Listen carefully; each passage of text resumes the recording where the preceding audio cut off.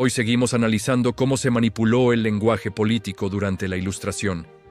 Ya vimos cómo, a lo largo del siglo XVIII, nació un nuevo lenguaje, el de la razón ilustrada, y con él se dejaron atrás siglos de discursos religiosos, tronos, púlpitos y títulos nobiliarios. Todo había cambiado, y había que dejarlo claro. Había que reescribir la historia para legitimar el nuevo poder, ese que se basaba en la lógica y en la razón. Y fue exactamente eso lo que hicieron los nuevos arquitectos del mundo moderno: construir su propia autoridad negando el pasado. Para ello, se inventaron un enemigo, la Edad Media. Un milenio entero, con sus luces y sus sombras, fue reducido a un estereotipo: oscuridad, superstición, ignorancia y fanatismo. Llamaron a la Edad Media la Edad Oscura y la encerraron en una jaula semántica de la que aún hoy no ha salido. ¿Por qué? Porque si el pasado era oscuridad, ellos podían proclamarse la luz dentro de esa oscuridad. Así, todos estos pensadores, científicos, filósofos, escritores y reformistas empezaron a llamarse a sí mismos los Ilustrados. Y al siglo XVIII, el siglo de las luces. No fue un apodo, fue un mensaje. Habían venido a traer la luz. Según ellos, solo el uso de la razón podía disipar las tinieblas de la ignorancia y permitir una sociedad mejor pensada, mejor racionalizada, en definitiva, mejor planificada. Pero esa operación simbólica tuvo un efecto secundario devastador. Borró de la memoria colectiva la idea de libertad medieval, entendida como algo que simplemente se tiene o no se tiene desde que se nace. En la nueva narrativa, la libertad dejó de ser un derecho natural y se convirtió en algo que debía ser administrado, planificado y concedido desde arriba. Así desapareció la figura del hombre libre, aquel que no debía obediencia a nadie mientras respetara la libertad de los demás, aquel que hablaba en su propio nombre, que no necesitaba ser representado, que no estaba atado a un territorio ni registrado con un número de identidad. El progreso pasó a definirse como todo cambio previamente diseñado según los esquemas de la razón y el juicio moral. Quedó sepultado bajo una dicotomía simplista. Lo espontáneo era caos y barbarie. Lo diseñado por la razón, orden y civilización. Así nació la gran paradoja moderna. Admiramos lo que decimos despreciar. Las ciudades que nos fascinan no son cuadrículas racionales con grandes avenidas simétricas, sino cascos antiguos tejidos por siglos de historia, con callejas irregulares y esquinas escondidas que cuentan historias. Las playas con las que soñamos no son parcelas de hamacas alineadas, sino calas libres, salvajes, incontroladas. Olvidamos que la perfección no se diseña, se descubre, y que nada creado por el hombre ha superado jamás la belleza de lo que nunca fue creado por nadie. Quizá aquel caos no era oscuridad, sino el resultado de la libertad. Quizá lo que parecía un desorden era en realidad un orden más profundo, uno que no fue impuesto desde arriba, sino tejido desde abajo, paso a paso, error tras error, sin planos, sin arquitectos, como la vida misma.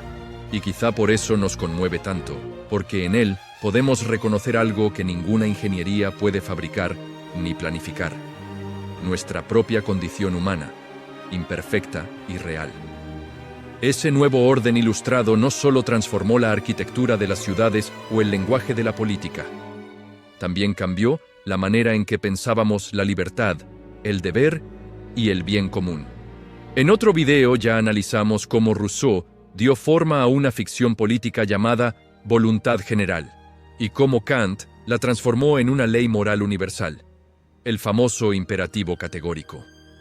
En el fondo, ambos intentaron lo mismo: construir un nuevo sentido común que sirviera para legitimar una ley válida para todos. Pero, ¿de dónde venían en realidad esas ideas de Rousseau? ¿Y por qué fueron tan seductoras para Kant y para toda una generación que buscaba sentido, orden y redención tras el derrumbe de la autoridad religiosa? Rousseau nació en 1712 en Ginebra, una ciudad protestante republicana marcada por el calvinismo, con un fuerte énfasis en la comunidad, el bien común y la autodisciplina. Sus referentes fueron Montaigne, que valoraba la individualidad, Pascal, que desconfiaba de la arrogancia de la razón, Platón, con su ideal de orden colectivo, y, sobre todo, el estoicismo antiguo, que exaltaba el dominio de uno mismo. Rousseau retomó la idea del contrato social.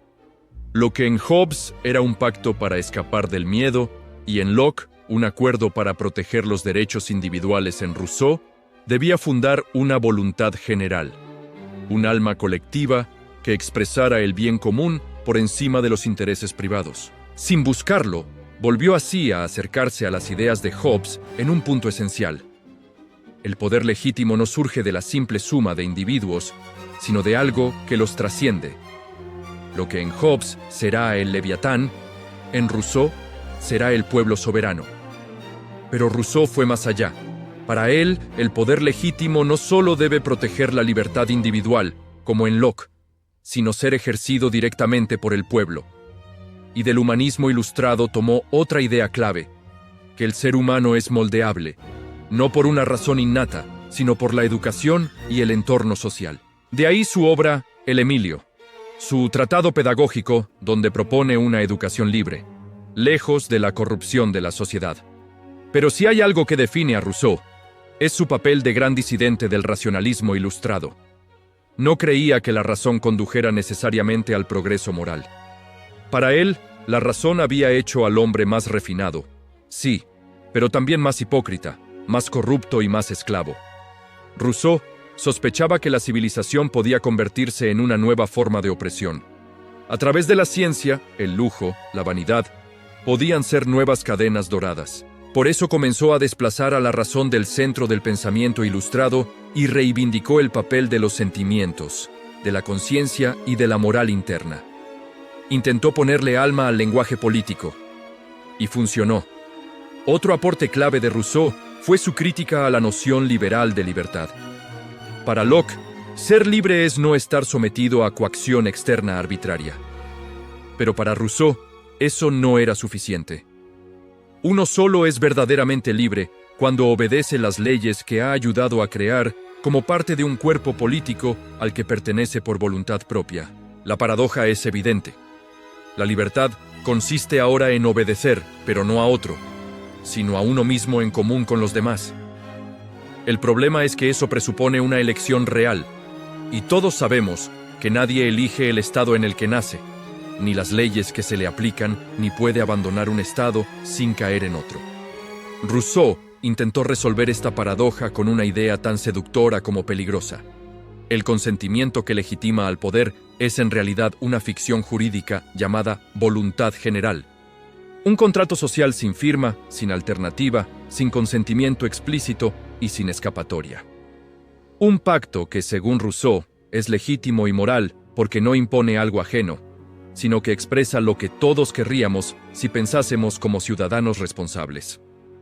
Así, si alguien no está de acuerdo con las leyes emanadas de la voluntad general, no es porque no haya consentido, es porque aún no ha entendido su verdadero interés. Para Rousseau, el consentimiento no es una decisión libre individual, sino una ficción colectiva que el Estado interpreta y aplica en nombre de todos, incluso de quienes no están de acuerdo. Y claro, en el papel parecía noble, pero ya sabemos cómo acaba esta película. Esa idea legitimaría que alguien hable en nombre del pueblo, incluso cuando el pueblo no ha dicho nada. Así, lo que nació como crítica al poder terminó sirviendo para justificarlo. Sus ideas fueron un verdadero armazón ideológico para una tiranía totalitaria.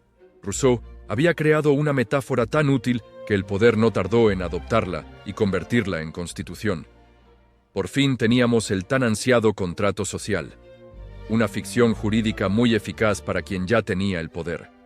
Porque sí, Rousseau transformó el lenguaje político con tal fuerza que su armazón ideológico sigue prácticamente intacto hasta hoy. Ese armazón, la idea de un poder legítimo porque expresa una supuesta voluntad general, es exactamente, y sin matices, la esencia narrativa de todas las constituciones europeas. Y no solo vive en los textos legales. Lo vemos cada día en la televisión, en el Congreso, en los libros de texto, en los discursos de cualquier político. Si te ha interesado este análisis, no olvides suscribirte para no perderte los próximos vídeos. Gracias por acompañarnos.